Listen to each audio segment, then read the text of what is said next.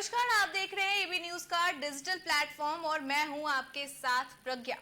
आज जो हम खुलासा करने वाले हैं वो सुनकर आरजेडी और जेडीयू के पांव तले जमीन खिसक जाएगी, तो वहीं बीजेपी का बिहार में सरकार बनाने का सपना भी टूट जाएगा।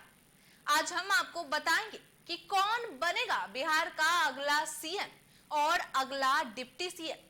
भोजपुरी के पावर स्टार पवन सिंह की तस्वीर बीते दिन जनसुराज के नेता आनंद मिश्रा के साथ वायरल हुई। तब से सियासी गलियारों में हलचल मच गई और साथ ही साथ सवाल उठने लगे कि क्या पवन सिंह की एंट्री जल्द ही जनसुराज में होने वाली है। आपको बता दें कि पवन सिंह की तस्वीर के सामने आने के बाद चर्चा है कि पवन सिंह जनसुराज में 2 अक्टूबर को एंट्री ले सकते हैं।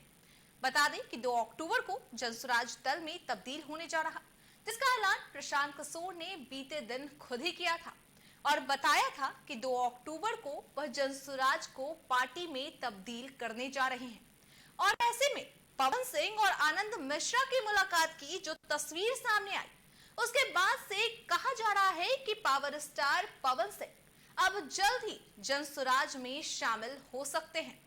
सवाल यह भी उठ रहे हैं कि क्या पवन सिंह जनसुराज में शामिल होंगे, और अगर होंगे तो क्या वो 2 अक्टूबर को शामिल होंगे, क्योंकि जनसुराज 2 अक्टूबर को पार्टी में तब्दील हो जाएगा। बता दें कि चर्चा इस बात की भी काफी तेज है कि पवन सिंह के जरिए प्रशांत किशोर शाहबाद साधने की तैयारी में है। आपको याद दिला दें कि शाहबाद वही इलाका है जहां पवन सिंह के चुनाव लड़ने के बाद बीजेपी की करारी हार हुई थी। भोजपुरी सुपरस्टार और भोजपुरी के पावर स्टार पवन सिंह लोकसभा में निर्दलीय चुनावी मैदान में उतरे थे। बीजेपी से टिकट न मिलने पर पवन सिंह ने निर्दलीय ही चुनावी मैदान में ताल ठोक दी थी। पवन सिंह के चुनावी मैदान में उतरने से बीजेपी को अच्छा खासा नुकसान का सामना करना पड़ा था। सबसे पहले एनडीए उम्मीदवार उपेंद्र कुशवाहा की पवन सिंह के कारण ही काराकाट में करारी हार हो गई।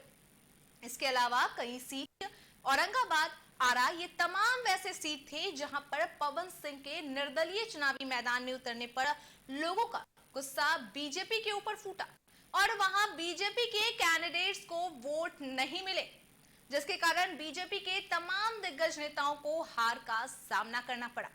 अब कहा जा रहा है कि प्रशांत किशोर कहीं न कहीं पवन सिंह को साधने की तैयारी में इसलिए लगे हैं क्योंकि पीके आने वाले चुनाव में पवन सिंह का प्रभाव इस्तेमाल कर शाहबाद में साधने की तैयारी करेंगे।